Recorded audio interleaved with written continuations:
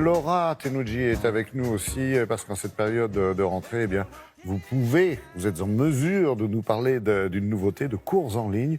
Alors, j'allais dire, c'est pour tous les passionnés qui rêvent de refaire un peu leur vie, de réaliser des rêves, tout simplement, non? Oui, d'être un peu artiste à leur manière, pas forcément de changer de métier. Hein. Dans la start-up dont on va vous parler, qui est totalement nouvelle en France, mais attention, ça existait déjà outre-Atlantique, ça s'appelle Masterclass.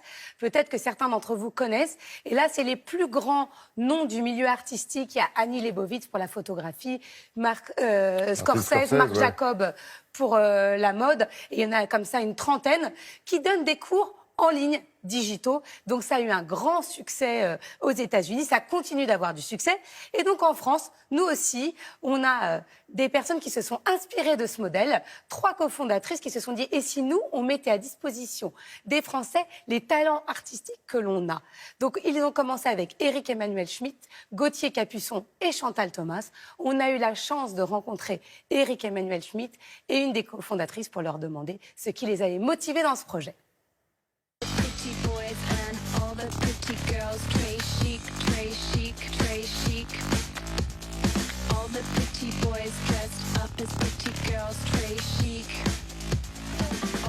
Qu'est-ce que sont ces masterclass artistiques? On est parti d'un constat plutôt. On s'est aperçu que 79% des Français aujourd'hui rêvaient de changer de vie et de vivre de leur passion.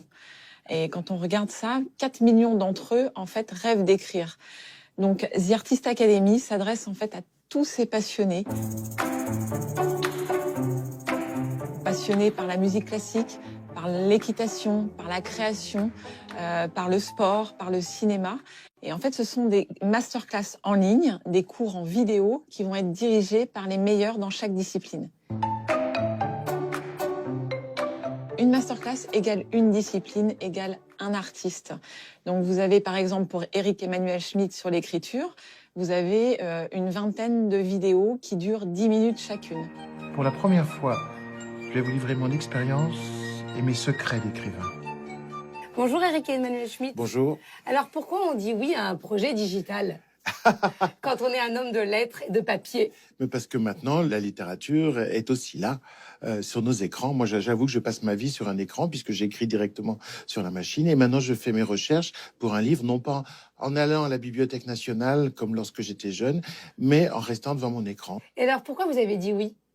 Aujourd'hui, je suis plus dans le souci de simplement d'aller dans ma voie et de trouver l'auteur que je suis, mais je suis beaucoup plus en accueil d'écritures différentes, donc je pense pouvoir soutenir des projets d'écriture extrêmement divers. Donc on voit des petites vidéos de vous circuler sur les réseaux sociaux. Vous avez déjà eu des premières réactions? Ben, elles sont très bonnes et surtout pleines d'enthousiasme. C'est une aventure vitale, existentielle, écrire. Les gens le savent quand ils ont envie d'écrire. Et moi, j'avoue que j'essaye de les accompagner comme cela. C'est-à-dire, c'est un projet de vie. Et est-ce que vous auriez utilisé ça si ça avait existé?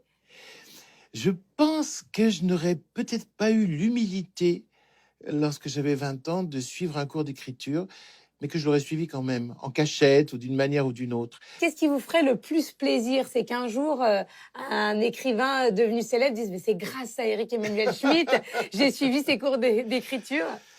Ça, c'est le rêve, de toute façon, secret de tout écrivain, même quand il écrit une page, en se disant j'espère que cette page, elle sera aussi une graine. C'est-à-dire qu'un jour, elle sèmera l'envie d'écrire chez quelqu'un d'autre, ou chez le lecteur, elle sèmera une idée qu'il n'avait pas eu, une émotion nouvelle, etc. Je pense qu'on passe notre vie à semer. Donc là, maintenant, je sème à travers le numérique. Et le premier conseil que vous leur donnez? C'est de se servir autant de l'envie qu'ils ont d'écrire que de la peur qu'ils ont de ne pas y arriver. Il faut toujours garder l'équilibre entre la peur et le désir, entre le doute qu'on peut avoir sur ses capacités à réussir et puis l'élan qui fait qu'on va essayer quand même. Merci beaucoup, Éric Emmanuel Schmitt. Merci. Je veux faire le cours d'écriture de l'écrivain que vous êtes.